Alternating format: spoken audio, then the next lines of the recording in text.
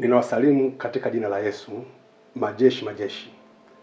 Kwa majina naitwa Askofu Baraka Thomas Tege, mkuu wa utawala na fedha wa kanisa la Glory of Christ Tanzania Church, Ufufuo na Uzima.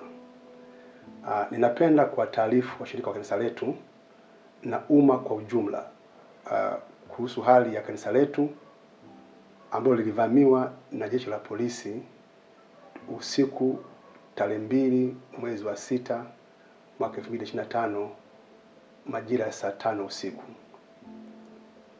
Tangu wakati huo mpaka leo majengo ya makanisa yetu yote nchi nzima pamoja na mali ambazo ziko ndani yake vimekuwa chini ya ulinzi na usimamizi wa jeshi la polisi. Mtakumbuka kuwa jeshi la polisi lilivamia ghafla kanisa letu la makao makuu ambalo liko Ubungo wakati ibada ya maombi ikiwa inaendelea.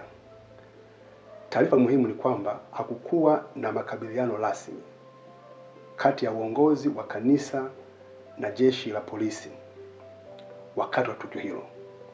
Watu wote wakiwemo na walinzi wetu wa kanisa waliamriwa kuondoka maeneo ya kanisani polisi walipotuvamia. Tunapenda kufanua kuwa mali zote za kanisa ambazo ziko ndani ya majengo yetu kama vile vyombo vya muziki yani PA system, vifaa vya ofisini kama kompyuta, fedha za sadaka ambazo zilikuwa zinapelekwa benki, vifaa vya media, mashine za machapisho na mali nyinginezo zote sasa viko chini ya usimamizi wa polisi. Polisi walivunja kufuli zetu za mlangoni na kuweka kufuli zao. Kwa hiyo huingia na kutoka katika maeneo ya kumbi za ibada, ofisi zote na maeneo yote ya majengo ya kanisa bila kikomo.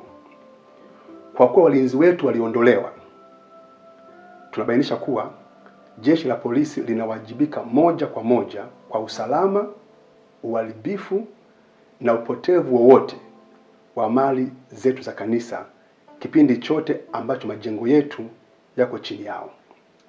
Tutaendelea kuwapatia taarifa nyingine kupitia mfumo wetu rasmi ya taarifa kama ambavyo tulikuwa tukifanya.